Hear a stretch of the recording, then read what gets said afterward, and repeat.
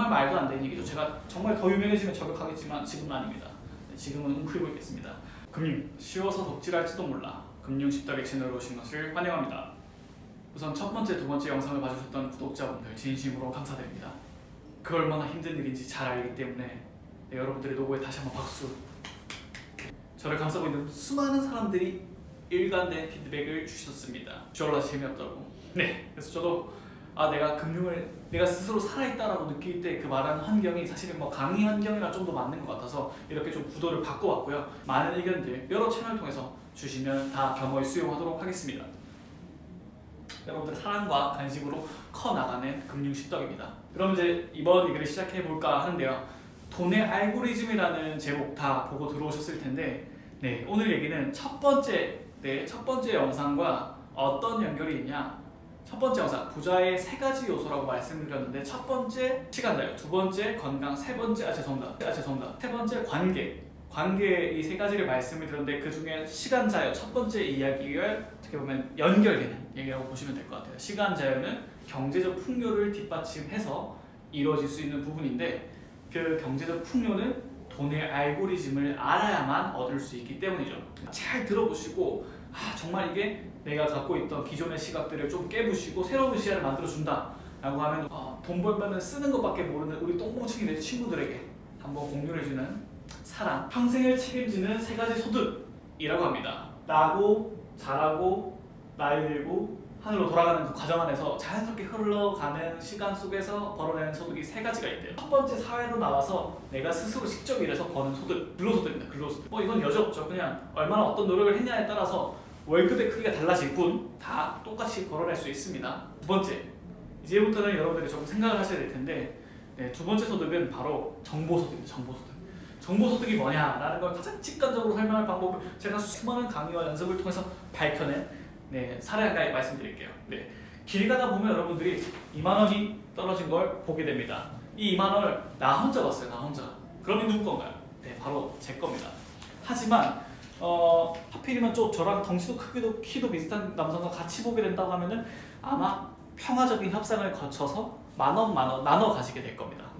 아쉽지만 이게 바로 정보소득입니다. 남들보다 빠르게 나 혼자 정보의 위치를 독점한다고 하면은 그 소득을 다 가져갈 수 있는 것이고, 정보를 동시간대에 같이 보게 된다고 하면은 나눌 수밖에 없어요. 조금 심오하게 가자고 하면은 이게 바로 자본주의에서 여러분들에게 금융을 알려주지 않는 이유이기도 합니다. 왜? 같이 알면 결국 나눠 먹어야 되거든요. 기득권들이 금융상품 정보라든지 보험상품 정보라든지 이런 단어들이 어렵게 되어 있는 이유 또한 나눠 먹기 싫은 거예요. 좀 다른 예를 말씀을 드리면, 코로나 같은 경우도 예전에 저라고 하면은 이런 생각들을 했을 거예요. 마스크 껴야겠다. 회사 갈 때 조심해야겠다. 사람들은 말 안 해야지. 회사 가지 말까? 재택근무 개이득 이런 얘기를 하셨을 건데, 지금 이제 부자들의 시야는 어떻게 바뀌었냐면, 코로나19라는 뉴스가 떴다 라는 순간 코로나19가 만들 물길이 무엇인지를 고민합니다. 코로나19라는 뉴스가 나왔다는 건 결국은 이 사건으로 인해서 돈의 길이 생길 겁니다. 돈의 길. 어떻게 생기냐? 1차적으로 마스크, 2차적으로 인터넷 관련 페이 결제가 많이 발생하면 택배 지지 관련주, 이런 식으로 연차적으로 계속 이 상황에 따른 돈의 흐름이 생긴다고요. 아마 여러분 보신다면 모든 뉴스에 다 그렇게 적용이 됩니다. 사드 배치했을 때도 결국은 중국과 우리가 어떤 외교 단절이 되다 보니까 자연스럽게 중국에 내가 팔고 있는 물건들을 다 못 팔겠죠. 그러다 보니까 중국 관련 화장품주들이 아작이 났습니다. 아작. 제 상처로 배운 경제입니다. 여러분, 그래서 모든 사건 사고들이 결국은 다 돈의 움직임과 연결되어 있다는 부분, 저는 사실 이것만 여러분들이 가져가셔도 개이득인 부분이라고 생각합니다. 그래서 그렇게 코로나를 예시를 통해서도 돈이 흘러가는 길을 만들 거고, 누구보다 빠르게 이 상황을 돈의 움직임으로 잡아낸다고 하면은 큰 돈을 벌 수 있겠구나 느끼실 겁니다. 그리고 또 저희 살아있는 저의 경험을 나누자고 하면은, 저는 한 6년, 7년 전쯤일까요? 처음으로 소주에 장난을 치던 때가 있었습니다. 그때는 이 소주였어요. 그때는 바로 이 소주였습니다. 수나리 기억하시나요? 5, 6년 전쯤에 정말 주주시장의 태풍의 눈이었는데, 그때 당시에 제가 이제 한참 금융공부를 처음 하다 보니까 머릿속에 딱 그 한 생각만 가지고 있었어요. 아까 말씀드렸던 얘기기도 한데, 사회 현상과 이 주머니가 같이 흔들려야지 네가 부자가 되는, 같이 흔들려야지 네가 부자가 되는, 그 얘기를 정말 미친 듯이 하고 있던 때라 술집에서 뒤를 둘러봤는데 모두가 순하리를 먹는다는 걸 확인하고 저는 그 다음날 바로 주식 계좌를 열어서 롯데칠성 주식을 샀습니다. 어떻게 됐을까요? 170만 원짜리 주식이 230만 원까지 3주가 걸렸어요. 3주. 정말 사회초년생한테는 달콤한 경험이었어요.